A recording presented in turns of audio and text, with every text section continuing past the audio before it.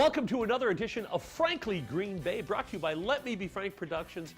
Get your laugh on with Frank. I've known this next young man for 30 years, I think. But he is my good friend, and he does so much for the community. Ladies and gentlemen, Mr. John Breuninger. You know, do you remember the days when we first met? Was it Purcell's Lounge? Yes, it was. Way back in days when you were a youngster. I was never a youngster. Well, you were a youngster. Well, no, I was quite young when I met you, yeah. And I remember, John, you started coming to see Let Me Be Frank's, or the Frank's Dinner Theater, and you'd bring tons of people. You were like my best, advertiser. Well, it was a great thing. It was a great show and good entertainment. And I just convinced my friends, let's go down and have a good time, a nice meal and a good show. And people just wanted to keep coming back. So my busload got bigger. In fact, I remember one night taking the entire bottom section of your You did. Front you section did there. The whole section. Thank you. Checks in the mail. Yeah, right. Let's talk about your youth. You grew up in New Mexico? Yes, sir. I was. And you were a brat of what?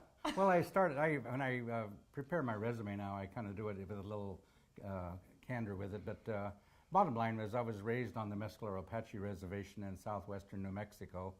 My father worked for the Bureau of Indian Affairs, so I considered myself a bureau brat for the first 20 years of my life. I love that. So, I mean, you were in the Southwest, the most beautiful part, I think, of America down there. Why move back?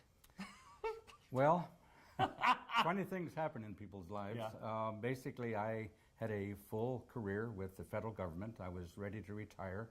You were a colonel? I was a bird colonel. Bird colonel. Quilters, I was a captain. Yeah.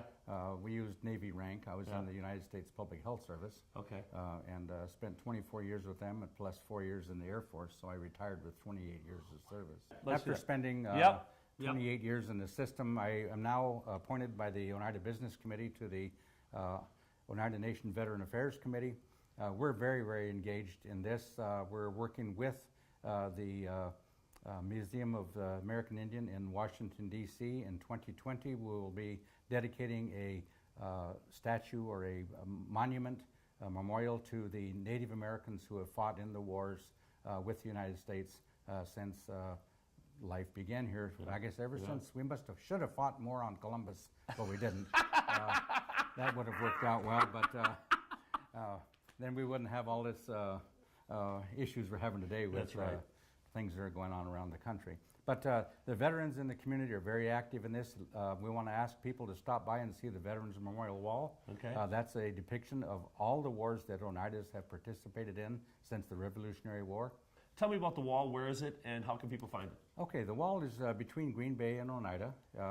There's a big signs out for it. There's also the wall. You can't miss it on Highway 54. It's on the north side of the highway. Right outside, right before the 4-lane stops. Okay. On the westbound out of Green Bay. You can't miss it. There's flag standards there. We have an eagle up on a frame there. We eventually will have another eagle at the other end of the wall. But we'd like to invite people to stop in and just actually see that the Oneidas have participated in all of the wars. Well, I got to tell you what. I could talk to this guy for hours. Mr. John Breuninger, thank you for your service, my friend. Well, thank you very much, sir. Join us next week as we bring you another creative person from northeastern Wisconsin.